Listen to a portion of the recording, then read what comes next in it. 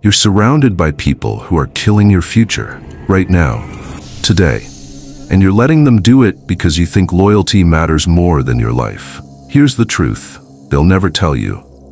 You are the average of the 5 people you spend the most time with. But what they don't say is this. If those 5 people are broke, comfortable, or terrified of risk, you don't have 5 friends.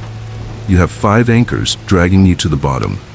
Machiavelli understood something 500 years ago that you're about to learn in the next 10 minutes. Your network isn't your net worth. Your network is your prison. And today, you're getting the keys. But I'm warning you, once you see who these 5 people are, you can't unsee it. And cutting them out will make you the villain in their story. Are you ready for that? Here's the lie you've been sold since childhood. Be loyal. Keep your friends close. Family is everything. Never leave anyone behind. And that beautiful, noble lie is exactly why you're still struggling while watching people with half your talent pull ahead. Let me guess, you work hard. You're smarter than most people in the room. You've got ideas, ambition, fire, but somehow you're still stuck. Still waiting for the breakthrough. Still one emergency away from financial collapse. You know why? Because you've been taught that success is about addition. Add more skills, add more hustle, add more hours. But Machiavelli knew the truth. Power isn't about addition, it's about subtraction. It's about removing the poison before it kills you. The system wants you to keep dead weight in your life because isolated people are dangerous. Connected people protect each other's mediocrity. They keep each other comfortable. They keep each other broke. Your current circle isn't supporting you, they're containing you. And deep down, you already know who I'm talking about. You felt it. That slight resistance when you share a big goal. That subtle mockery disguised as concern.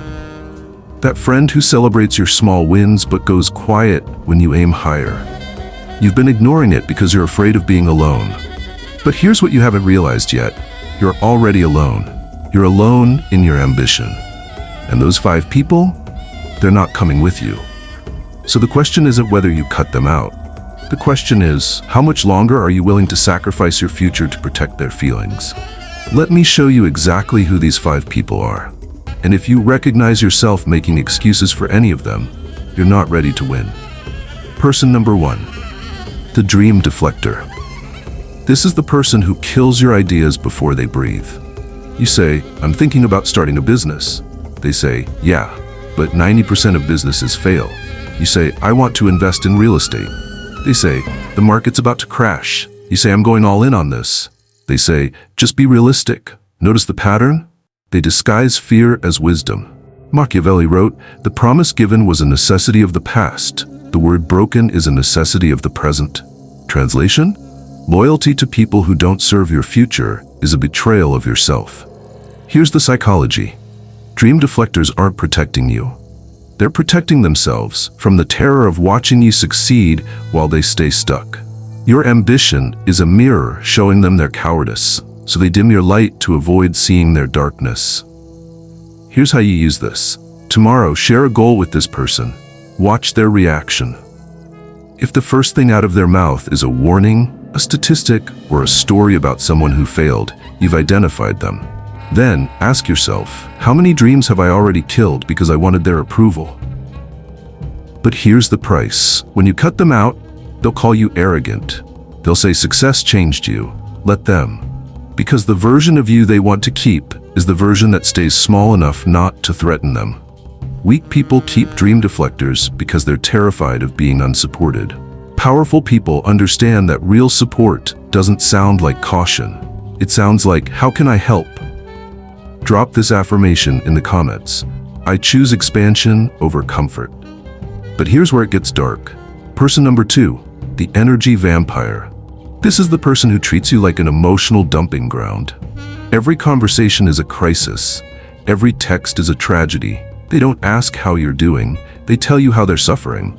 And the moment you set a boundary, you're the bad guy. You know this person. They call you at midnight. They need just 5 minutes that turns into 2 hours. They're always the victim, always betrayed, always misunderstood, and somehow it's always someone else's fault. Marcus Aurelius wrote, you have power over your mind, not outside events. Realize this and you will find strength. But energy vampires do the opposite. They surrender power over their mind and demand you carry the weight. Here's the psychology. These people are addicted to crisis because chaos is the only place they feel alive. They don't want solutions, they want witnesses to their suffering. And every minute you spend managing their emotions is a minute stolen from building your future. Here's how you use this. Track your energy after every interaction with this person. Do you feel drained, exhausted, guilty for not doing more? That's not friendship, that's extraction.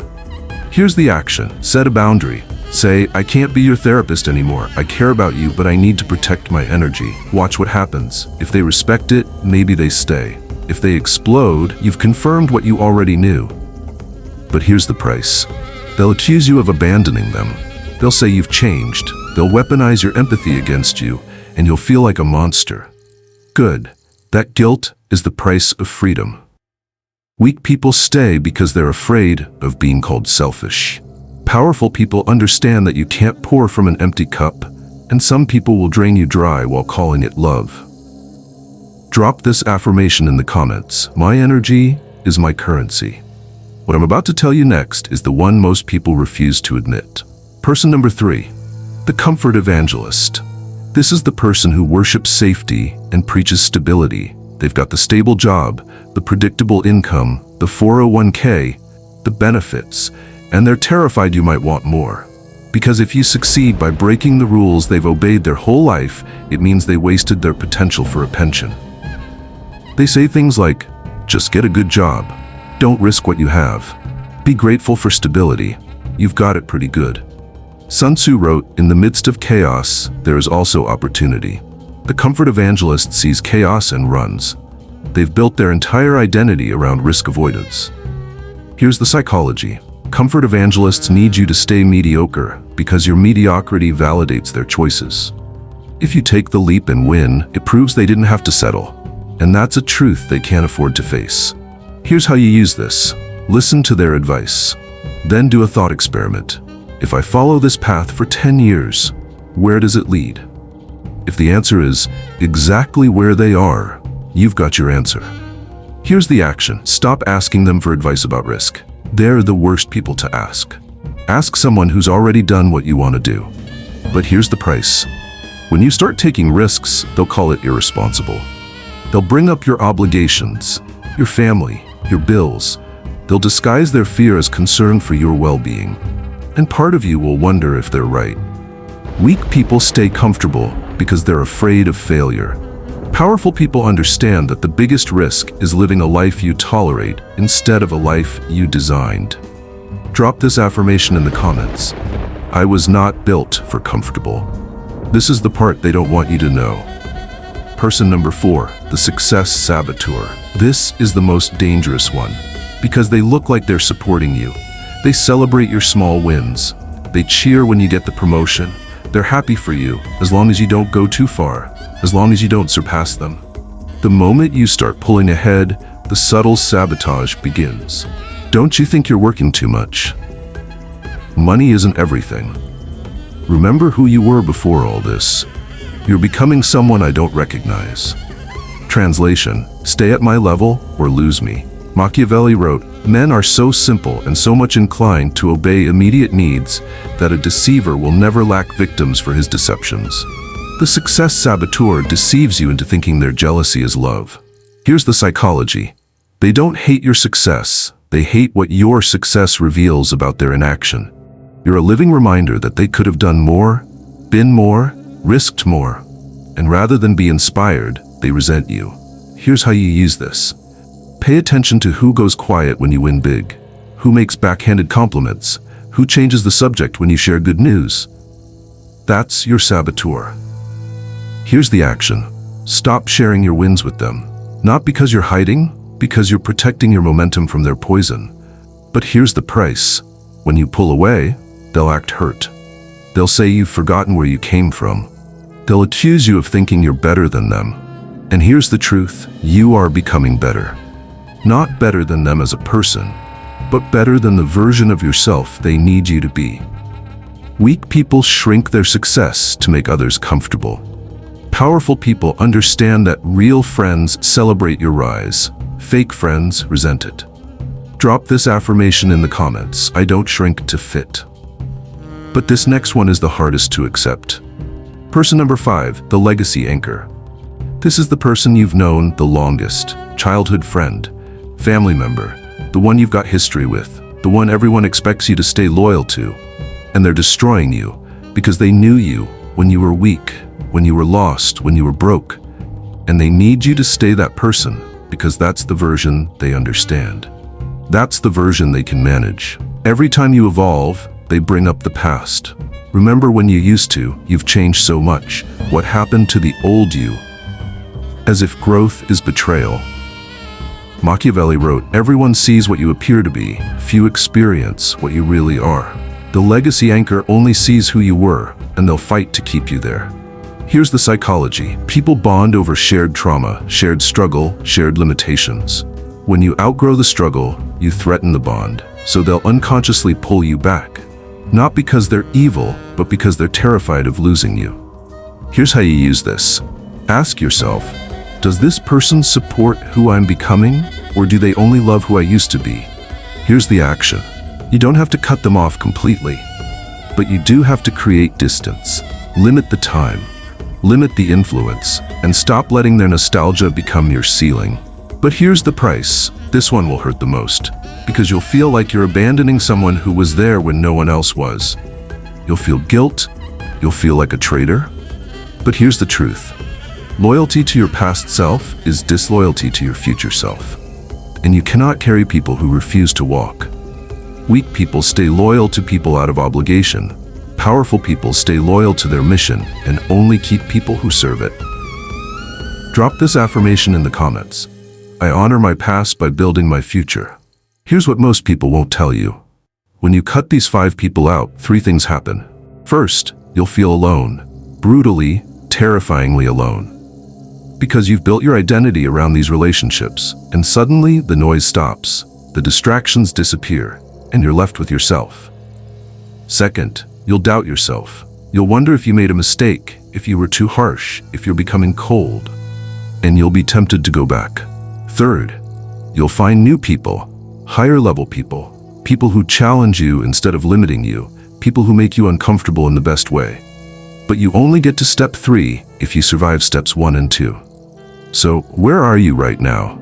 Let me guess, you're watching this and thinking, yeah, I know people like that, but my situation is different. My people aren't that bad, I can manage it. That's the voice of someone who's about to waste the next 5 years. Here's the gap between where you think you are and where you actually are. You think you're strategically managing relationships. You're not. You're avoiding confrontation because you're terrified of being disliked.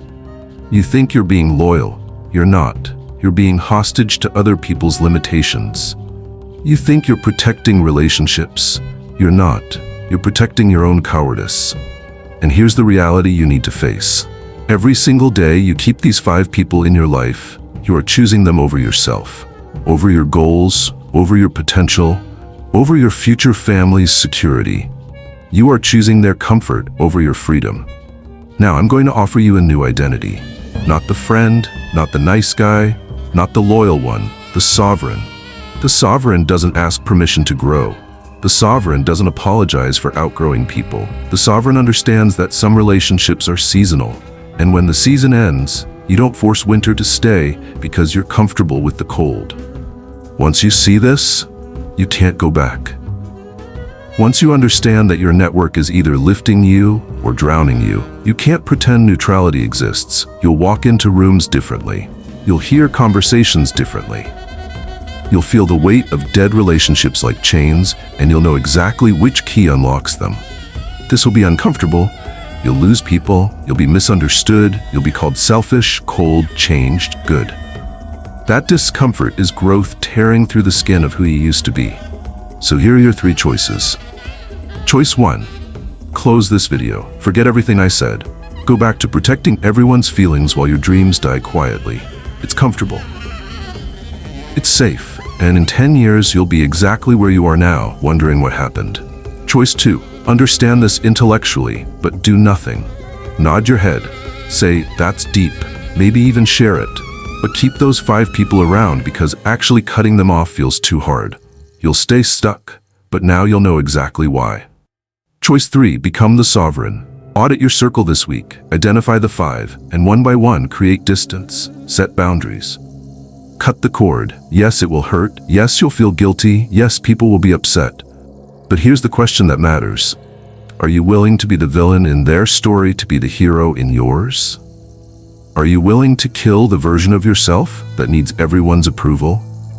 Are you willing to sacrifice who you are for who you're becoming? Because moving up means killing parts of yourself. The part that people pleases, the part that shrinks, the part that stays small to keep others comfortable. If you're willing to do that, if you're ready to step into the sovereign identity, hit subscribe right now. Because this channel is not for people who want to stay comfortable. This is for people who are willing to be misunderstood on the way to being unstoppable. And drop this final affirmation in the comments, but only if you mean it. I am the sovereign of my life. I choose my future over their comfort. I will not apologize for becoming who I was meant to be. If you can say that and mean it, you're ready. The purge begins now.